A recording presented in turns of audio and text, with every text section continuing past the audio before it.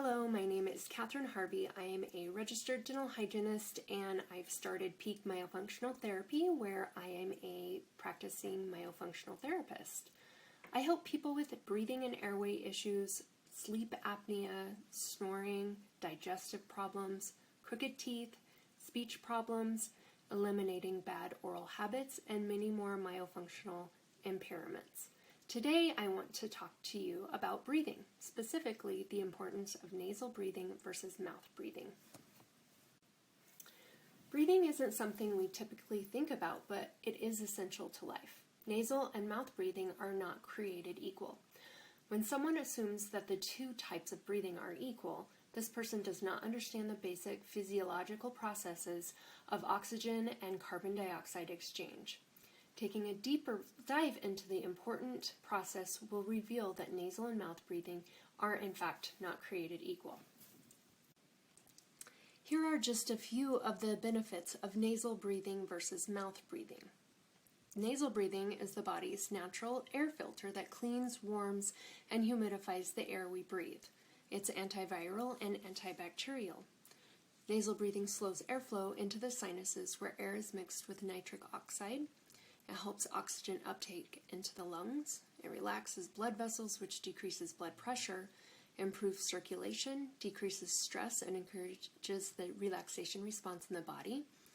You get better sleep, increased stamina and endurance, better facial development, and increased energy.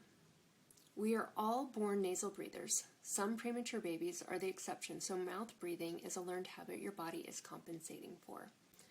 Mouth breathing is a breathing dysfunction.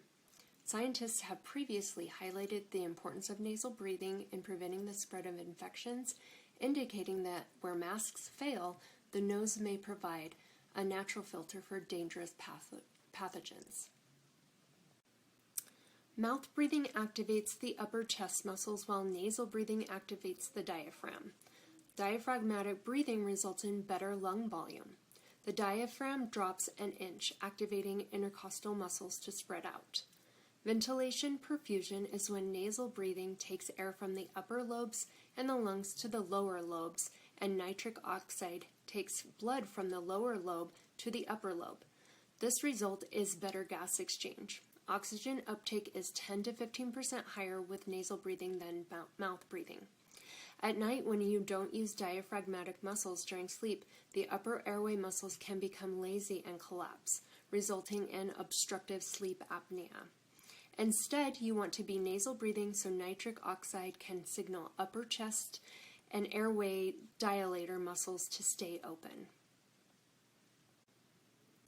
Chronic congestion is a continuous cycle that starts with mouth breathing, leading to a disruption of the body's carbon dioxide, CO2 levels, resulting in the nose creating more mucus, which causes more congestion.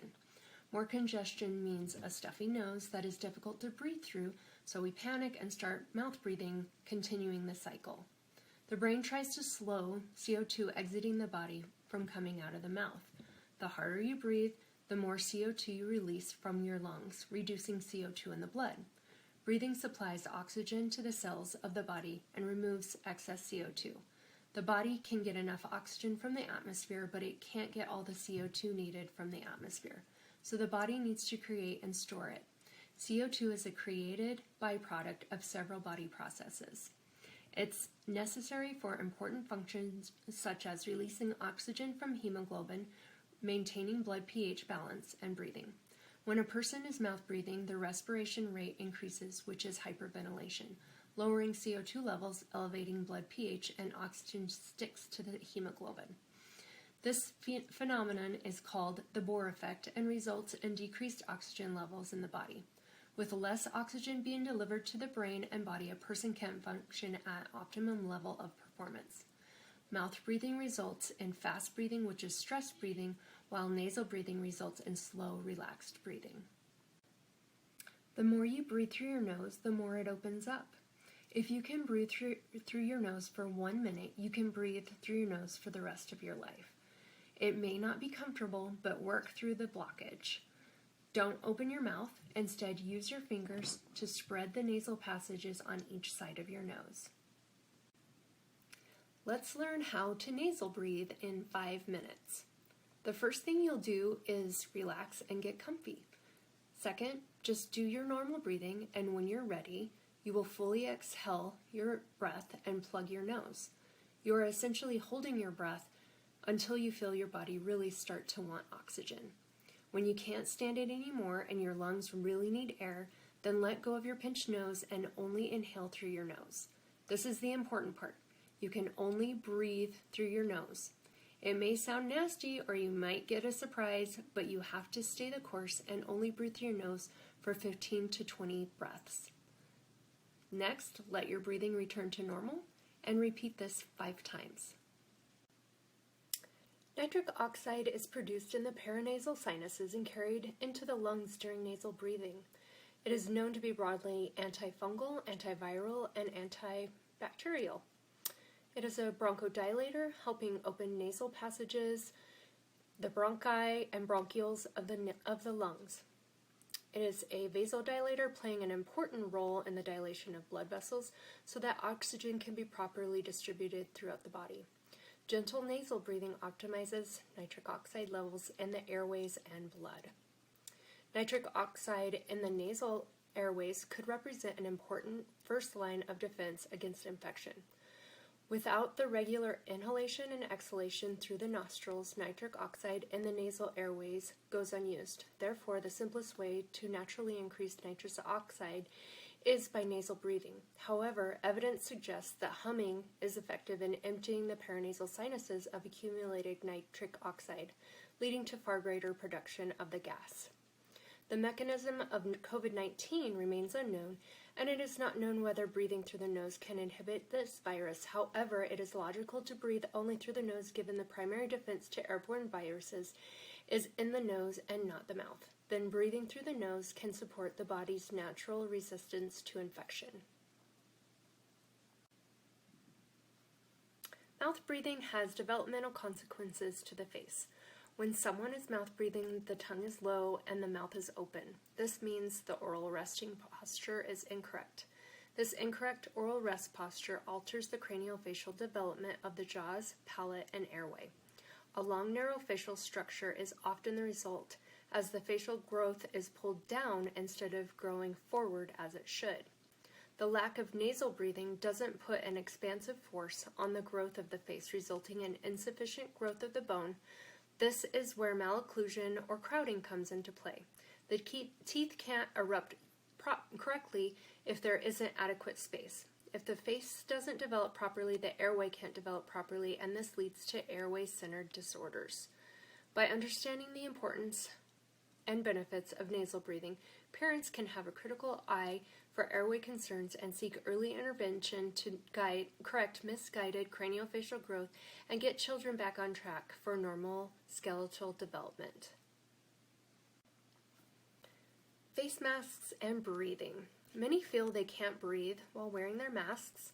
They change their breathing patterns while wearing masks. Some people will hyperventilate, which means they start breathing too quickly, or hypoventilate, where they start breathing too shallow. Although much of our breathing is unconscious and driven by our respiratory center, it can be influenced by the mind. When we feel discomfort, even subconsciously, it can change the way we breathe. For instance, if we exhale and it causes our glasses to fog up, we might compensate for that discomfort by not fully exhaling on our next breath. The good news is that if we find ourselves in a dysfunctional breathing pattern, we can easily override it and get rid of any symptoms. The best strategy to reset our natural breathing pattern is by being aware of our breathing and learning new breathing methods. I incorporate the Buteyko breathing method in my practice, which teaches clients how to restore normal physiological breathing patterns. By changing the breath, you can open the nose, airway, improve circulation, improve oxygen delivery at a cellular level. You can help activate the body's relaxation response. Buteyko breathing helps with sleep, stress, maintaining focus, improves asthma control, and optimizes oxygen consumption for vital athletic performance. Perform nightly nasal hygiene. We brush our teeth, we wash our bodies. What about our nose? Using a nasal spray with xylitol on a daily basis helps your body rinse away infection-causing bacteria and hydrates the nasal passage and sinuses. In addition, unlike prescription remedies, this daily use will never damage tissue nor result in antibiotic resistance. Regular use of xylitol spray can be very beneficial. When the bacteria contaminants cling to the mucous membranes inside your nasal passages, you are at risk for infectious disease or illness. Research has shown that those who regularly use saline nasal spray like Clear are at a significantly lower risk of respiratory infections. Neti Stick is a compact aromatherapy inhaler that contains a blend of peppermint, eucalyptus, menthol, and lavender essential oils. This treatment provides relief for blocked noses and is compact, so you can take it on the go for easy use during the day or traveling. Neti Stick can give temporary relief for stuffy nose, give a clear and open, invigorating feeling, and extends the benefit of nasal irrigation. Keep your masks clean. Daily mask washing is very important.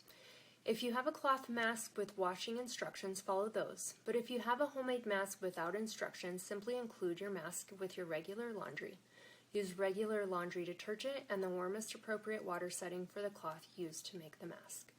If washing by hand, again, check the label to see if your bleach is intended for disinfection. Some bleach products, such as those designed for safe use on colored clothing, may not be suitable for disinfection.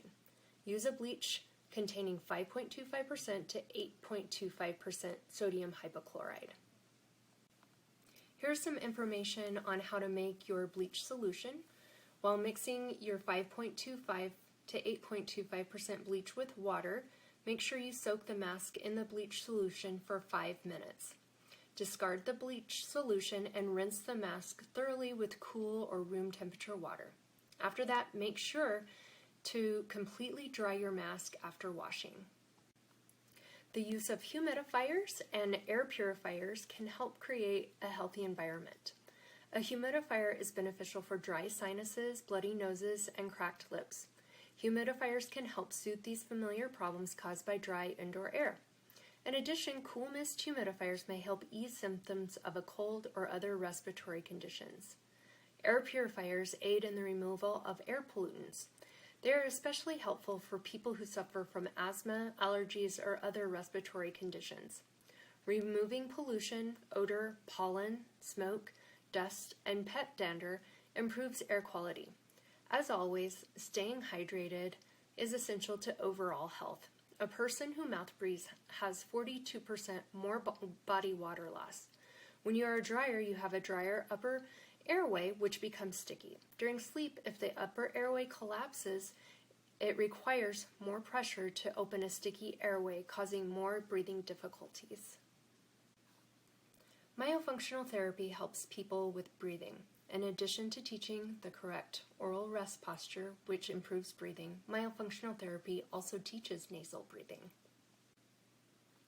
Thank you for joining me today as we learn a little more about breathing and how important proper breathing can improve our overall health and well-being. I hope you've enjoyed this presentation. I would love to answer any questions you may have or to help you or someone you know that would like to learn how to improve their overall health. Feel free to contact me for a complimentary consultation. Thank you again and have a great day.